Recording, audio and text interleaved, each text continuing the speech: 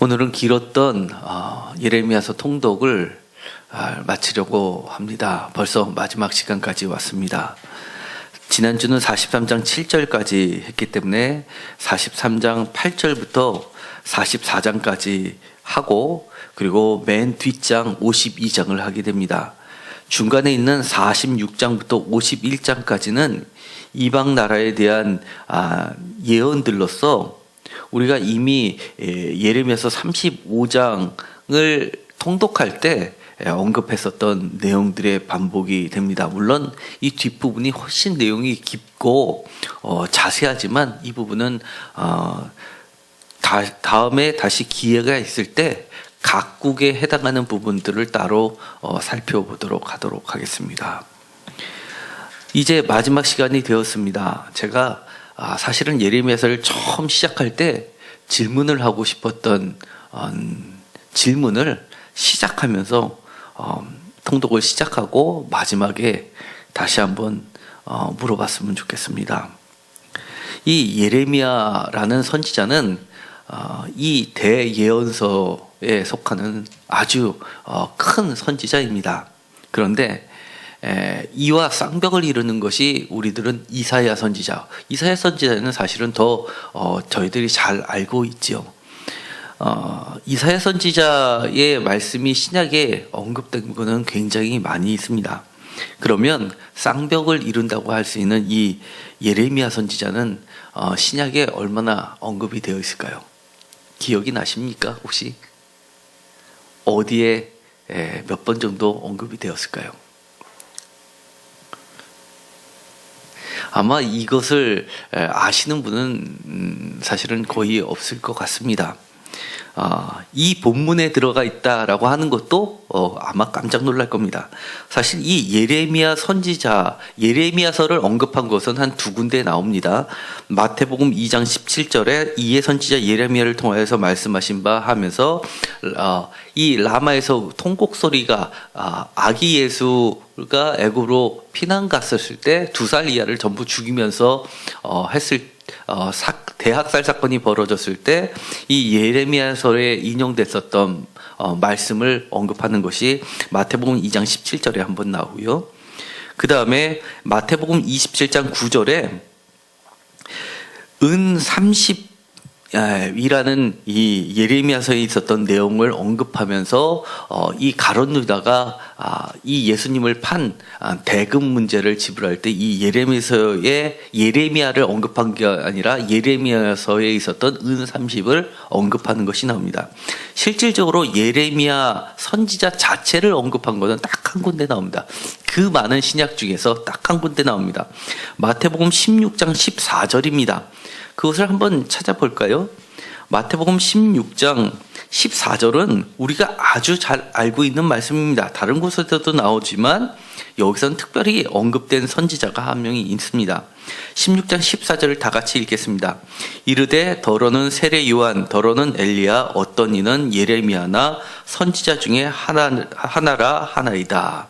이 말은 어떨 때 나왔습니까? 13절에 있는 것처럼 빌립보 가이사라 지방에서 사람들이 인자를 누구냐라고 물어보고 이 질문이 나오고 이 뒤에 유명한 마태복음 16장 16절에 시몬 베드로가 주는 그리스도시요 살아계신 하나님의 아들이냐라는 이 고백을 함으로써 18절에 반석 위에 내 교회를 세우라라는 본문이 나오게 되는 겁니다. 그 사이에 끼인 것이 바로 이 14절에 있는 말씀입니다.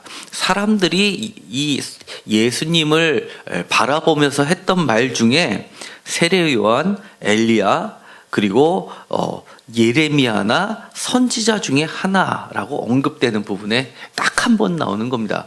그러니까 생각보다는 이 예레미야가 차지하는 비중이 그렇게 많지 않았습니다. 그러나 우리가 이미 살펴본 것처럼 예레미야서를 쭉 보니까 예레미야 선지자만큼 사실은 이 예수님과 닮은 사람을 구약의 선지자 중에서 찾아보기 사실 어려웠었습니다. 가장 비슷한 사람이 어쩌면 이 예레미야 선지자였던 겁니다. 사람들이 했었던 말, 예레미야 아니야? 라고 했었던 부분 왜 그랬을까? 여러 가지 견해들이 있습니다. 성경에서 보면 세례 요한이 언급되어 있는 부분은 말라기에 있는 것을 근거로 두고 있습니다. 야훼의 때가 오면 이 엘리야가 다시금 올 것이다라는 예언 때문에 이 세례 요한이 엘리야 선지자가 입고 있었던 낙타 털옷을 입고 있었기 때문에 광야에서 생활했기 때문에 이 세례 요한이 언급이 되는 겁니다. 그렇기 때문에 세례 요한과 엘리야는 사실은 같은 맥을 이어가고 있습니다. 그런데 성경에 보면 특별히 엘리야를 언급한 이유 중에 하나가 말라기에 있는 본문의 근거를 두고 보면 다시금 야훼 때 나타날 수 있는 사람의 조건들이 있는데 그것이 성경에서 그 종말이 표시되어 있지 않은 사람들이 있습니다. 대표적으로 모세입니다. 모세는 무덤이 사실은 사람들에게 알려지지 않습니다. 모세가 혼자 가서 죽은 것이 되기 때문입니다. 그리고 또 한 사람이 있습니다. 엘리야입니다. 엘리야는 이 회오리바람과 함께 하늘로 올라갔던 자입니다. 그리고 그럼 예레미야도 그러냐라고 했을 때 성경에도 보면 사실은 이 예레미야도 그 죽음이 묘사되어 있지 않습니다. 외경에 보면 이 애굽으로 지난주에 본 것처럼 애굽으로 끌려가서 거기서 죽임을 당했다, 순교를 당했다라는 표현이 그렇게 전해되려고 있는 것뿐입니다. 또 한 가지는 이 외경에 보면 제2 에스드라서라는 데에 이 예레미야가 언급이 됩니다. 예레미야가 마지막 때 야훼의 날 때 바로 이 엘리야와 예레미야가 같이 나타난다는 말이 있습니다. 그래서 아마 여기에 포함되어 있을 것이다 라는 견해가 한 가지가 있습니다. 또 한 가지는 우리가 알고 있는 것처럼 예레미야 하면 대표적인 것이 눈물의 선지자, 고난의 종이었습니다. 물론 이사야서에 고난의 종이 있지만 그것은 이사야 선지자가 불렀던 종의 노래인 거지 이사야 선지자 자체가 고난의 종의 모습을 갖고 있지는 않습니다.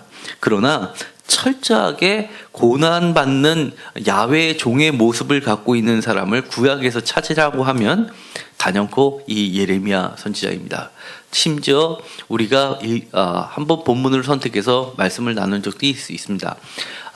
어린 양이라는 표현도 도살장으로 끌려가는 어린 양의 모습도 바로 이 예레미야서에 있었던 내용입니다. 그리고 또 선지자 중에 하나다라고 이야기를 합니다. 그래서 어떤 학자들은 예레미야 선지자를 이야기하려고 하는 것이 아니라 사실은 선지자 중에 한 명의 대표로서 예레미야를 언급한 것이다라고 해서 무게 중심을 예레미야보다는 여러 선지자 중에 하나로서 선지자에다 오히려 방점을 두는 견해들도 있습니다. 그러나 저는 그것보다도 오히려 예레미야에 방점을 두고 있는 입장입니다. 또한 이 예레미야 선지자를 언급했었던 여러 가지 견해들이 물론 있지만 대표적인 것이 고난과 함께 가장 떠오르는 것이 구약성서 전체 중에서 아주 부각을 나타내는 것이 바로 예레미야 고난의 시작을 형성했던 사건입니다.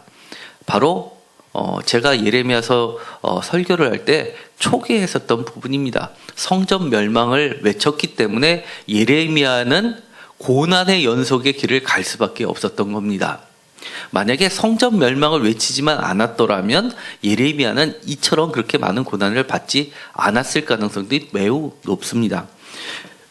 그렇기 때문에 이 예수님도 성전 멸망을 외쳤기 때문에 그리고 많은 고난을 받았고 또 인자이면서도 그리고 그 최후가 매우 비참하게 막을 내렸기 때문에 이 예레미야와 실제로 예수님은 매우 비슷한 점이 많았습니다.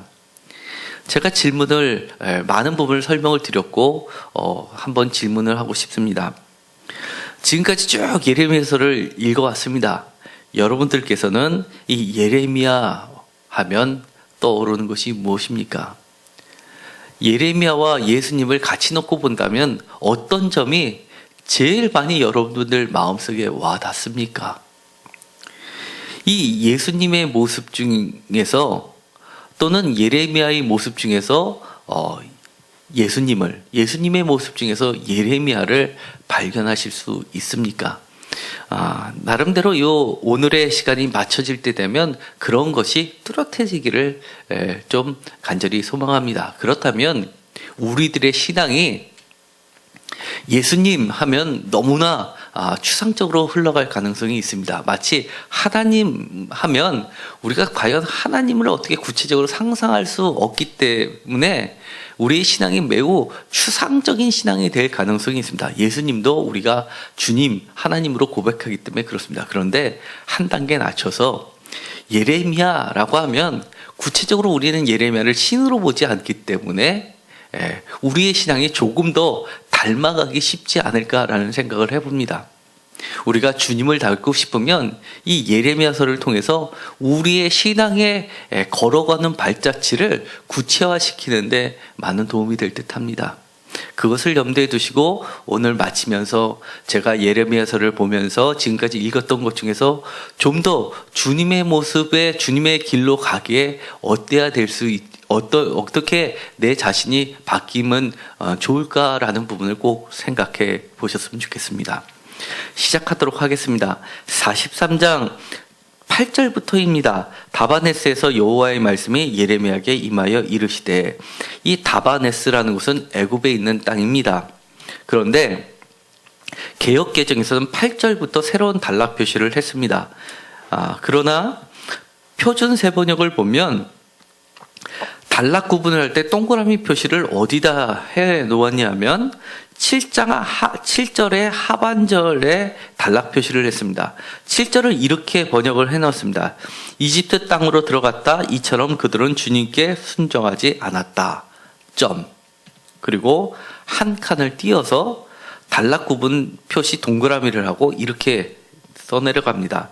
그들이 다바네스에 이르렀을 때에 콤마 그리고 8절 주님께서 예레미야에게 말씀하셨다. 이렇게 되어 있습니다.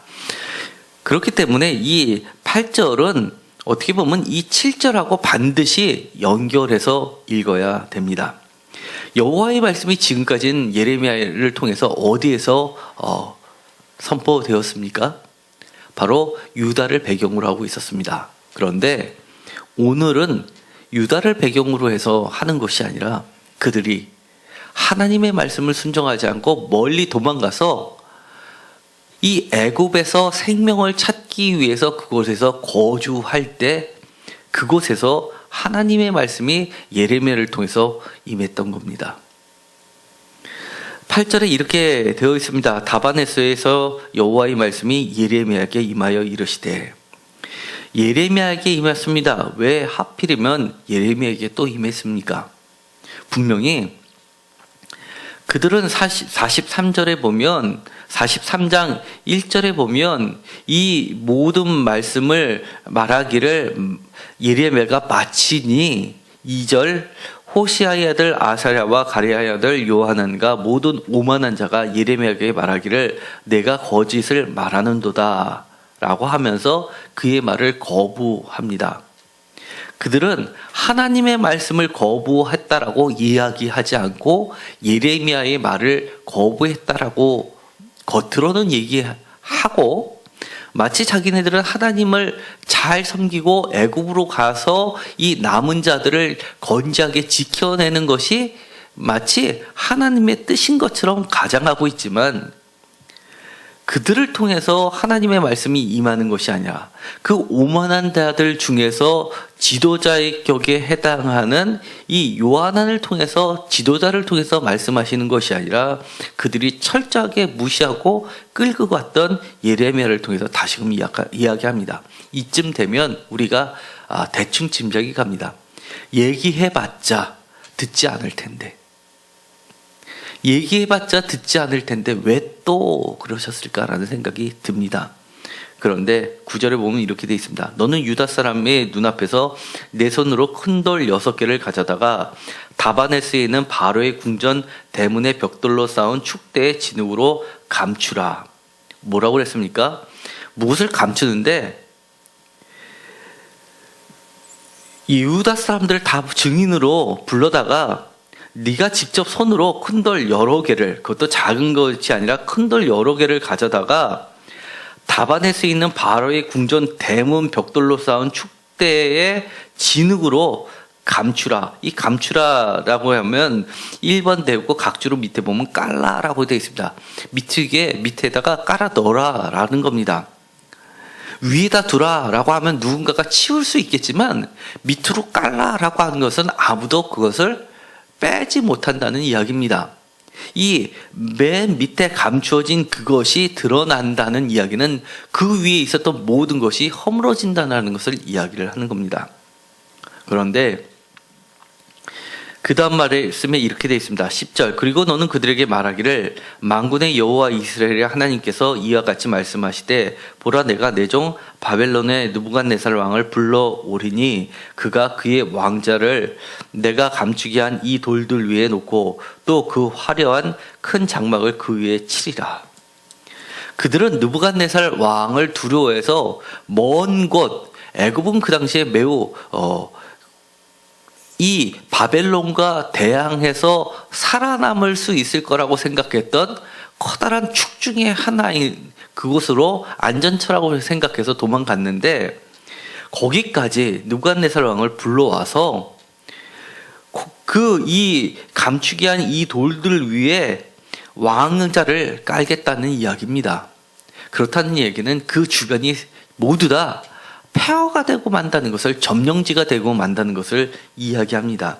그리고 거기다 큰 장막을 치는 기초석으로 삼겠다는 겁니다. 그리고 애굽 땅을 치고 죽일 자는 죽이고 사로잡을 자는 사로잡고 칼로 칠 자는 칼로 칠 것이다. 12절. 내가 애굽 신들의 신당들을 불사르리라.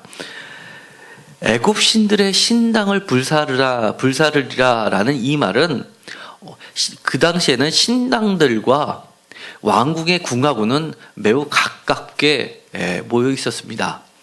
예루살렘 성전도 마찬가지로 왕의 궁과 이 예루살렘 성전은 붙어 있었습니다. 그렇기 때문에 애굽 신들의 신당을 분사한다는 것은 철저한 압박과 파괴를 상징합니다. 정복을 상징합니다. 느부갓네살이 그들을 불사르며 그들을 사로잡을 것이요 목자가 그의 몸에 옷을 두른 같이 애굽 땅을 자기 몸에 두르고 평안히 그곳을 떠날 것이며, 그 평안히 그곳을 떠날 것이다라는 것은 충분히 받아낼 걸 받아낸다는 이야기입니다. 충성 맹세도 받아내고 그 다음에 여러 가지 부과된 세금까지를 충분히 받아낸다는 것을 이야기합니다. 그가 또 애굽 땅을 벳세메스의 석상들을 깨뜨리고 애굽 신들의 신당들을 불사르리라 하셨다 할지니라 하시니라. 여기서 애굽 땅 벳세메스라고 되어 있습니다. 이 벳세메스라는 이 말은 벳은 베이트, 집을 이야기합니다. 예를 들어서 베델 할 때 벳이 집입니다. 엘의 집, 하나님의 집이라는 뜻입니다. 그러니까 벳세메스 하면 세메스의 집이라는 뜻입니다. 세메스는 무엇인? 태양신을 이야기합니다. 그래서 표준세 번역에서는 태양신전이라고 번역을 했습니다. 이 태양을 섬기는 곳이라는 겁니다. 사실은 이 다바네스라는 이 곳도 여러 가지 정확한 곳은 사실은 이것이 정확한 곳이다라고 말하기는 어렵지만 사실 이곳은 거의 밝혀진 곳입니다.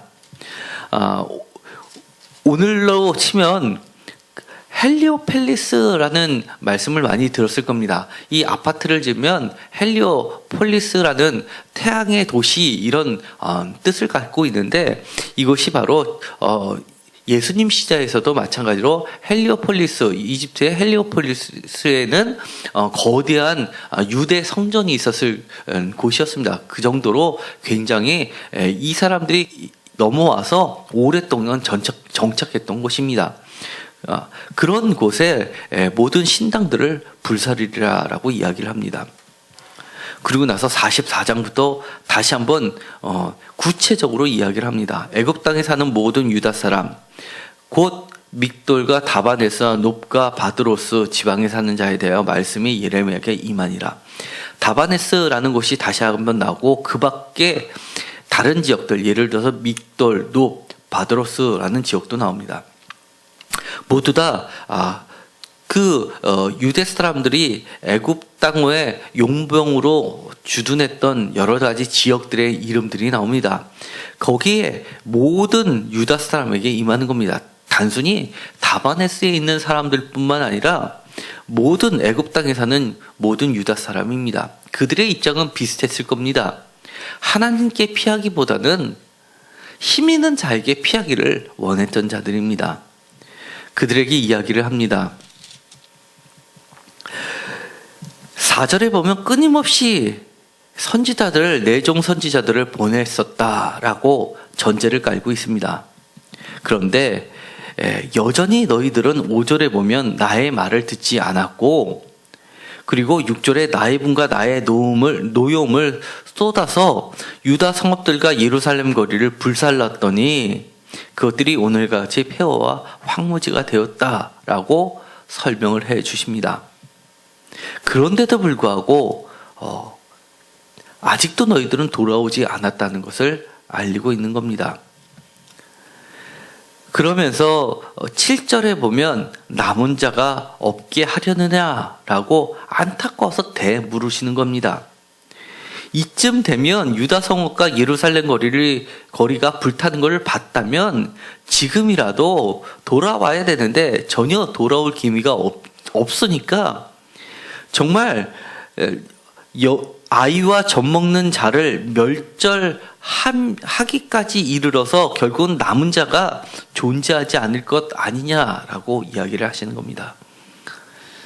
9절에 보면 너희가 유다 땅과 예루살렘 거리에 행한 너희 조상들의 악행과 유다 왕들의 악행과 왕비들의 악행과 너희 악행과 너희 아내들의 악행을 잊었느냐. 되묻습니다. 이 이야기는 그러한 악행들이 과거에 이 유다 땅에서만 있었던 것이 아니라 아직까지도 정신을 못 차리고 그곳에서 그렇게 패망한 것을 봤음에도 불구하고 그곳에서 나와서 새로운 곳에 정착했던 믹돌과 다바네스와 놉과 바드로스 지방 외에 이 땅들을 포함해서 애굽 땅에 사는 모든 사람들이 각자 삶의 위치에서 여전히 과거에 했던 모습들을 반복하고 있다는 것을 이야기합니다. 그래서 오늘까지 겸손하지 아니하며 두려워하지도 아니하고 라고 이야기를 10절에 하고 계십니다. 주님께서 원하시는 것은 나의 율법과 나의 법규를 지켜 행하라 라는 겁니다. 11절에 그러므로 라고 이야기합니다. 하나님의 판결은 유다의 남은 자를 처단하리니 라는 것이 하나님의 판결입니다. 바로 12절에 나와 있습니다.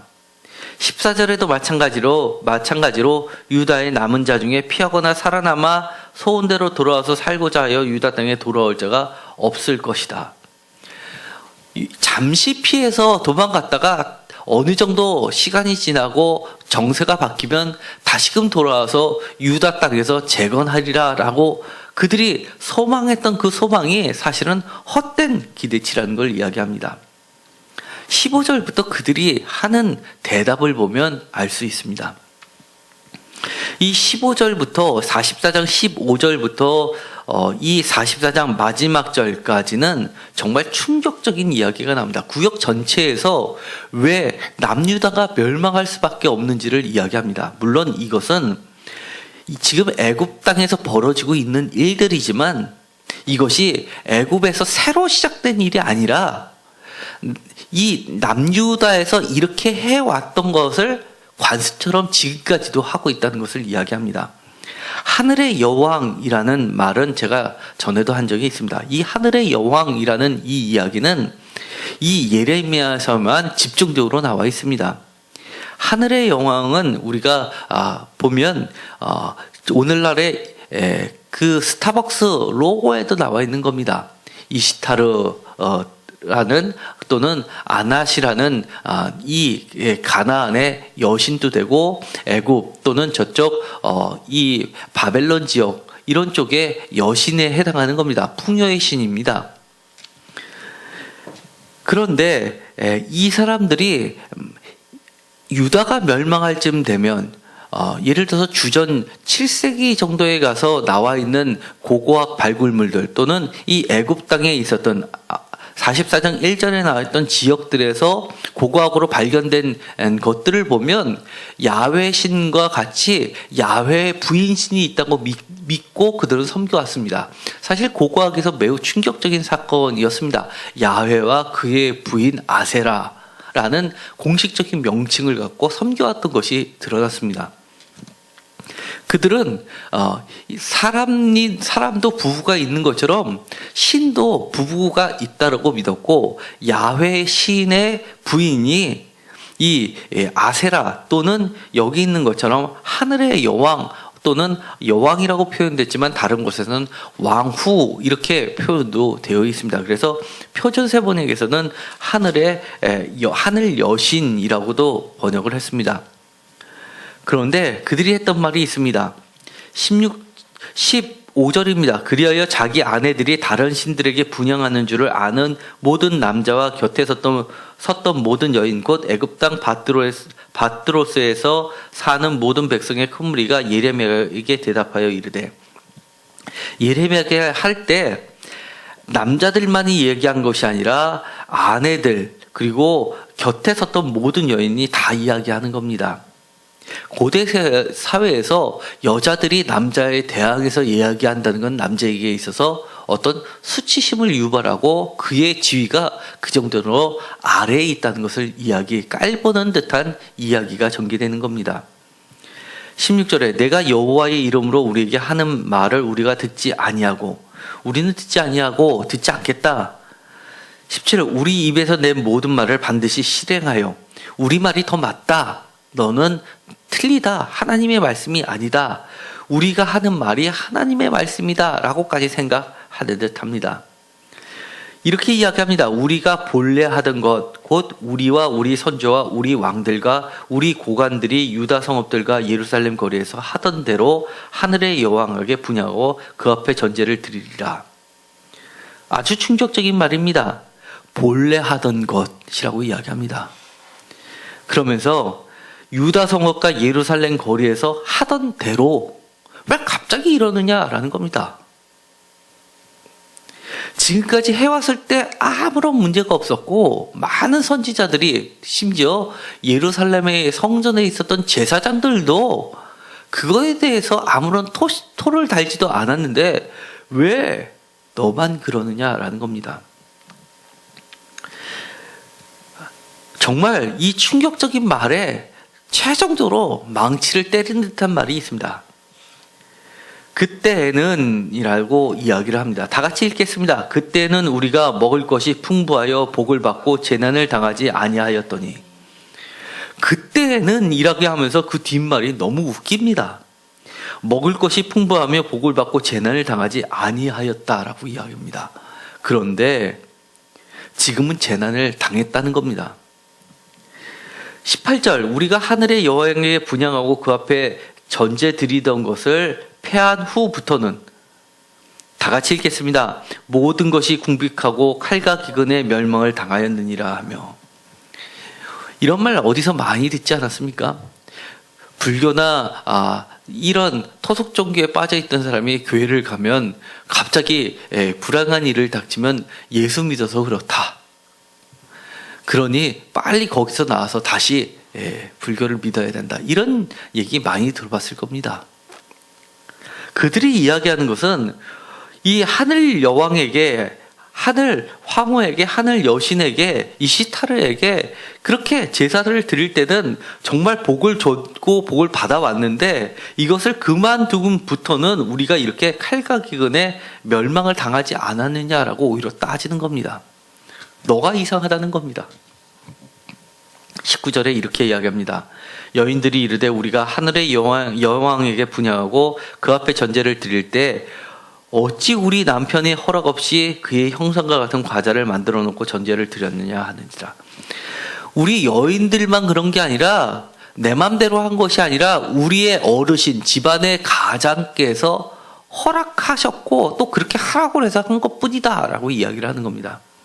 실제로 고고학에서 발견된 부엌을 보면 이 하늘 여신의 모양을 한 과자들이 발견되었습니다. 그래서 이 성서에서 이야기하는 것을 실질적으로 알게 되었습니다. 20절에 이렇게 이야기합니다. 예레미야가 남녀 모든 무리 곧 이 말로 대답하는 모든 백성에게 일러 이르되 21절 너희가 너희 선조와 너희 왕들과 고관들과 유다 땅 백성이 유다 성읍들과 예루살렘 거리에서 분향한 일을 여호와께서 기억하셨고 유다 성읍들과 예루살렘에서 했던 일을 하나님이 모르신 줄 아느냐? 하나님이 아셨기 때문에 23절 너희가 분향하며 여호와께 범죄하였으며 여호와의 목소리를 순종하지 아니하고 여호와의 율법과 법규와 여러 증거대로 행하지 아니하였으므로 이 재난이 오늘과 같이 너희에게 일어났느니라. 하늘의 여왕에게 제사를 폐한 후에 재앙이 임한 것이 아니라 너희들이 하늘의 여신에게 제사를 드렸기 때문에 하나님께서 재난을 허락하신 것이다 라고 이야기를 하는 겁니다. 하나님은 하늘의 하나님이었습니다.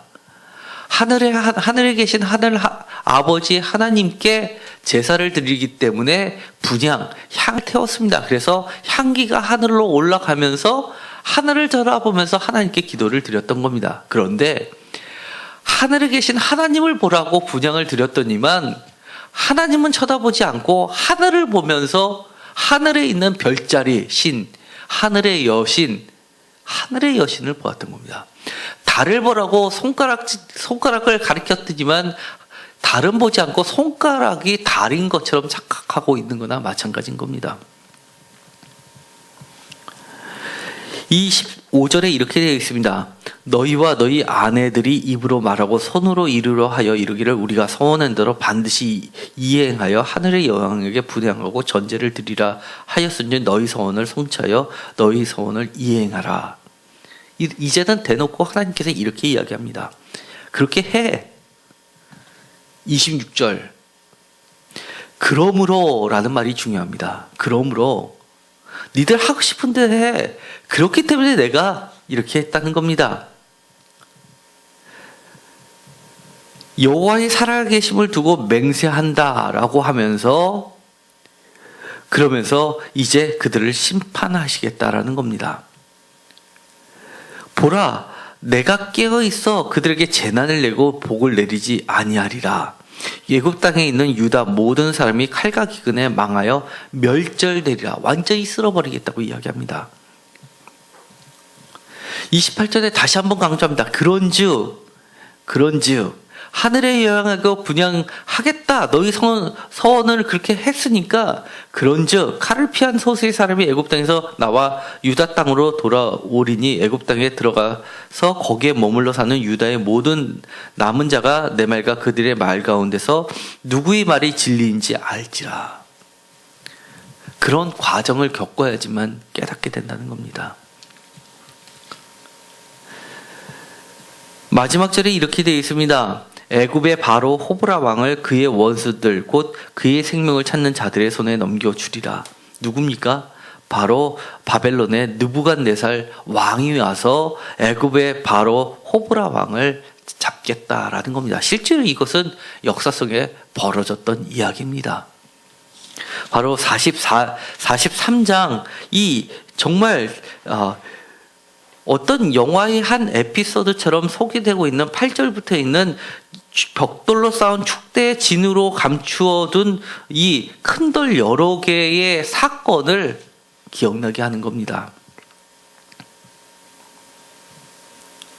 그리고 나서 45장에 이렇게 다른 이야기가 소개됩니다. 45장은 바룩의 이야기가 나옴으로써 실질적으로는 44장까지가 이 예레미야에 대한 예언이 다 마치게 되는 겁니다. 물론 45장에 바룩에게 말씀을 전하는 이야기는 예레미야의 말로 기록이 되어 있지만 이것은 45장은 바룩에게 하나님께서 주시는 이야기입니다.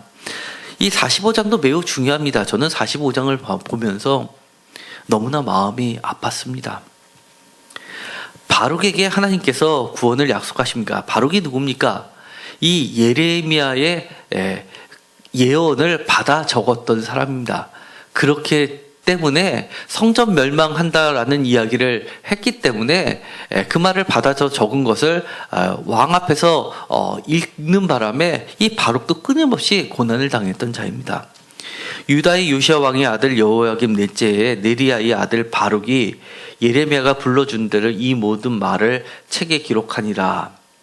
이 책에 이 모든 말을 책에 기록했을 때를 여호야김 넷째 해라고 이야기합니다. 다시 과거로 한참 돌아갔습니다. 그때 선지자 예레미야가 그에게 말하여 이르되 이 말을 봐서는 맨 처음 이 예레미야 서라고 기록되어 있는 부분은 지금 우리가 갖고 있는 것보다는 상당히 적은 범위의 이 성서였을 것으로 보입니다. 그런데 거기다가 내려오는 여러 가지 일들이 모아져서 지금처럼 이렇게 많은 분량이 짜여졌던 것으로 보는 근거가 되는 본문입니다. 바룩이 이스라엘의 하나님 여호와께 내게 이같이 말씀하셨느니라 라고 되어 있습니다. 예레미야가 하는 말입니다. 예레미야가 하나님께서 이렇게 이야기하는데 바룩이 했던 말을 하나님께서 다 듣고 바룩이 했던 말을 다시금 알려주는 겁니다. 내가 일찍이 말하기를 화로다. 여호와께서 나의 고통에 슬픔을 더하셨으니 나는 나의 탄식으로 피곤하여 평안을 찾지 못하도다 라고 탄식하면서 기도했습니다.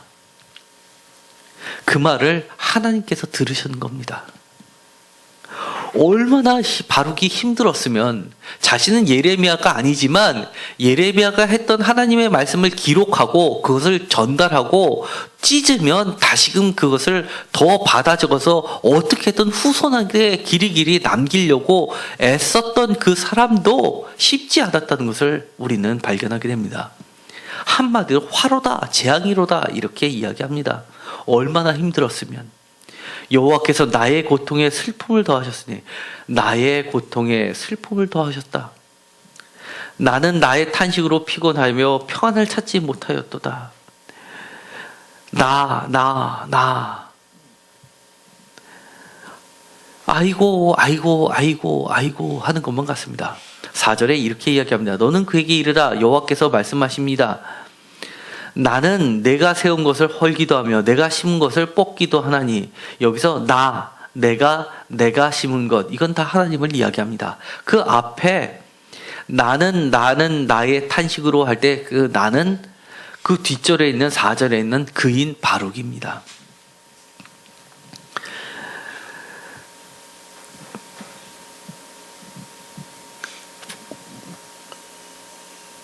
내가 너를 위하여 큰 일을 찾느냐? 그것을 찾지 말라. 보라, 내가 모든 육체에게 재난을 내리라. 큰일, 도대체 큰일을 뭘까요? 바룩이 했던 큰일이 무엇일까요? 이 큰일은 여기에 나와 있지 않습니다. 아마 제가 보기에는 이 큰일이라는 것은 하나님께 말씀을 듣고 모든 사람들이 회개해서 돌아오는 일도 큰일일 수 있고, 또는 자기가 극도로 죽음에 처해져 있을 예레미야와 못지않게 자기도 극한 죽음의 위험에서 모든 위험 요소가 사라지고 평안이 올 수 있는 안식이 찾아올 수 있는 그런 기대할 수 없는 것을 기대하는 큰 일도 될 수 있을 겁니다. 그러나 어떤 것인지는 분명하지 않습니다. 그러나 그 모든 것을 찾느냐? 그것을 찾지 말라라고 합니다. 네가 애써서 구하지 않더라도 뒷말이 더 재미있습니다. 그러나 내가 가는 모든 곳에서 다 같이 읽겠습니다. 내가 너에게 내 생명을 노량물 주듯 하리라. 여호와의 말씀입니다. 이런 걸로 봐서는 이 큰일이라는 것은 자기의 생명 보존하는 것, 유지하는 것 자체가 이 사람에게는 큰일이 아니었을까라는 제 개인적인 생각은 갖고 있습니다. 우리가 정말 내 목숨이 총각에 놓여 있다면 목구멍이 포도청으로 어떤 커다란 대의 명분보다는 정말 오늘 하루하루 살아가는 것 자체가 힘든 사람들이 있습니다. 그것 자체가 그들에게는 너무나 큰 일이죠. 그런데 그런 거 애쓰지 말라는 겁니다. 하나님께서 너의 생명을 내가 가는 모든 곳에서 내 생명을 노량물 주듯 그렇게 건져주겠다라고 하는 겁니다. 여호와의 말씀입니다 라고 하면서 끝나게 됩니다. 그리고 나서 46장부터는 이방 나라들에 대하여 라고 하면서 35장에 있었던 25장에 있었던 이야기가 반복이 됩니다. 그리고 나서 마지막으로 넘어갑니다. 52장입니다. 물론 그 중간중간에는 여러 가지 이야기가 나옵니다. 먼저 46장에는 애굽에 관련된 이야기, 47장에는 블레셋에 대한 예언, 그리고 48장에는 모압에 대한 이야기, 그리고 49장은 암몬에 대한 심판의 이야기, 그리고 49장 7절에는 에돔, 49장 23절부터는 바로 다메섹에 관련된 이야기, 그리고 49장 34절 이하는 엘람에 관련된 이야기, 그리고 50장부터는 가장 중요한 바벨론에 대한 이야기가 가장 길게 소개되어 있고, 결국은 51장 25절 이하에 보면 바벨론이 황무지가 되리라 라고까지 이야기합니다. 그리고 나서 맨 마지막 장 52장에 대해서 이렇게 정리하면서 역사를 마무리하고 있습니다. 이 52장은 열왕기 하 24장과 25장에 대한 이야기가 반복이 됩니다. 52장 3절에 보면 시드기야 제9년 열째 달 열째 날에 바벨론 왕 느부갓네살이 그의 모든 군대를 거느리고 예루살렘을 치러 올라와서 그 성에 대하여 진을 치고 주위에 토성을 쌓으며 함락시키는 이야기가 소개됩니다. 그리고 나서 결국은 이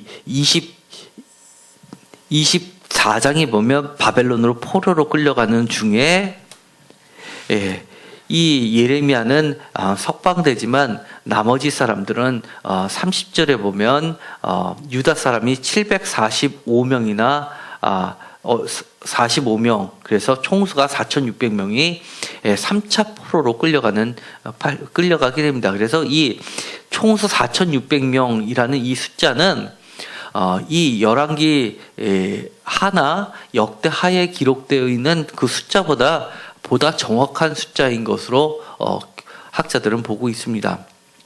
그리고 나서 31절부터 마지막 절까지는 역대하에 대한 이야기가 그대로 담겨져 있습니다.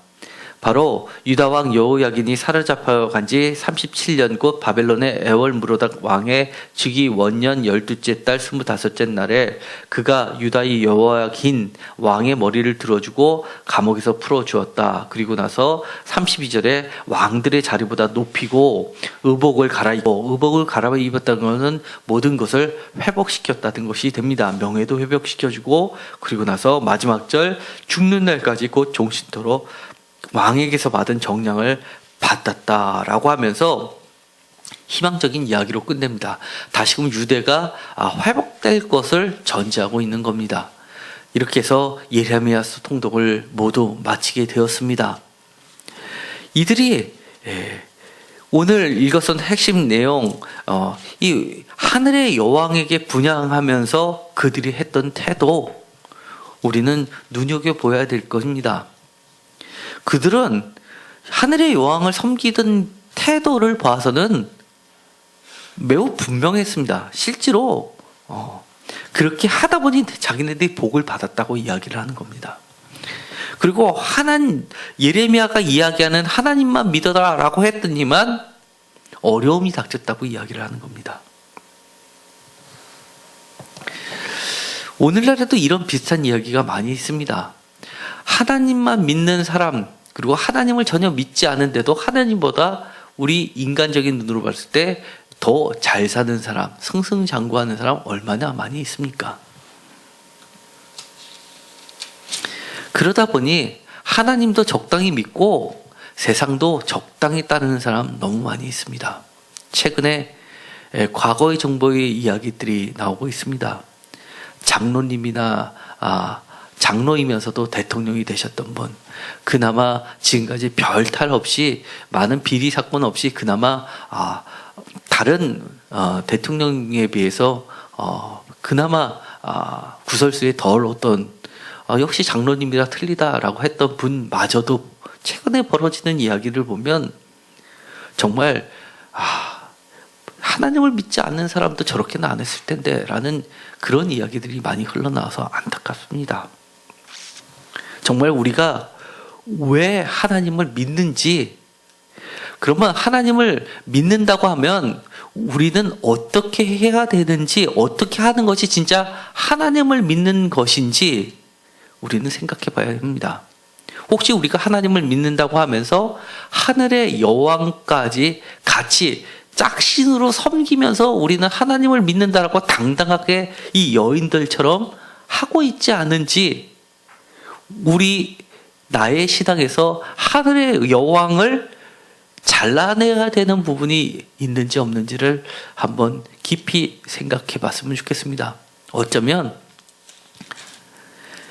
예수님은 이 예레미야 선지자가 있었기 때문에 예수님이 가셨던 그 길이 말씀을 보면서 덜 외롭지 않았을까라는 생각마저도 합니다. 내가 혼자서 처음으로 갔던 길이 아니라 나보다 먼저 오래전부터 이 예레미야 선지자가 그렇게 눈물을 겪으면서 외롭게 올곧게 하나님을 믿으면서 그 갔던 길이 있었기 때문에 덜 외롭지 않았을까라는 생각마저도 하게 됩니다. 물론 예수님 곁에는 늘 하나님이 함께 계셨기 때문에 예수님 스스로가 이렇게 이야기하셨습니다. 나를 본 자가 아버지를 본 것이다. 내 안에 아버지가, 아버지 안에 내 안에, 그러므로 너희들도 내 안에 라는 말을 요한복음에서는 하는 겁니다. 다시 한번 처음에 했던 질문으로 돌아가겠습니다. 예레미야서 통독이 모두 끝났습니다. 우리가 예수님처럼 살고 싶습니까? 그러면 예레미야처럼만 살면 최소한 예수님처럼 사는 것에 한 10분의 1 정도는 가지 않을까요? 예수님께서 말씀하신 많은 내용들이 너무나 나에게 먼 정말 신들의 이야기처럼 들린다면 비록 이처럼 눈물을 흘리면서 또는 예레미야처럼은 되지 못하더라도 저는 사실 이 바룩의 이 눈물의 고백을 들으면서 많은 생각을 했습니다. 이 고통의 슬픔을 더하는 게 이렇다는 겁니다. 여호와께서 나에게라고 합니다. 다른 사람들이 상황이 나의 고통을 줬다라고 고백한 게 아니라 하나님이 나에게 고통을 줬다라고 고백하는 이 바룩을 통해서, 그러면서도 하나님을 버리지 않으면서 끝까지 자기의 사명을 감당하는 모습을 보면서 주님을 조금이라도 더 따라가는 자들이 되기를 간절히 소망합니다. 기도하고 마치기로 하겠습니다. 하나님, 우리가 진정으로 하나님을 잘 섬기기를 원합니다. 예수님이 하나님 아버지를 그렇게 섬겼듯이, 믿었듯이, 살아갔듯이 우리도 그렇게 하고 싶습니다. 예수님을 잘 섬기고 싶습니다. 최소한 예레미야가 걸어갔던 길처럼, 때로는 바룩이 했던 것처럼 걸어가면 그나마 조금은 더 예수님 앞에 한 발자국 더 나아갈 것만 같습니다. 하나님을 섬긴다고 하면서 하늘의 왕후를, 하늘의 여신을 섬겼던 모습이 우리 가운데는 있지 않나 돌아볼 수 있게 하여 주옵소서. 하나님만 열심히 섬기려고 하다 보니 나한테는 재앙만 오는 것 같으니까 때려치고 복 받고 그리고 잘 되는 하늘의 여신이 더 좋다. 그러니 하나님과 여신을 부부라고 생각하고 그렇게 믿는 게 차라리 낫다라고 하지 않게 하여 주옵소서. 우리가 가감히 버리고 때로는 힘들어도 올곧게 예수님처럼 예레미야처럼 바룩처럼 그렇게 나아갈 수 있게 하여 주옵소서. 예수 그리스도 이름으로 기도드렸습니다. 아멘.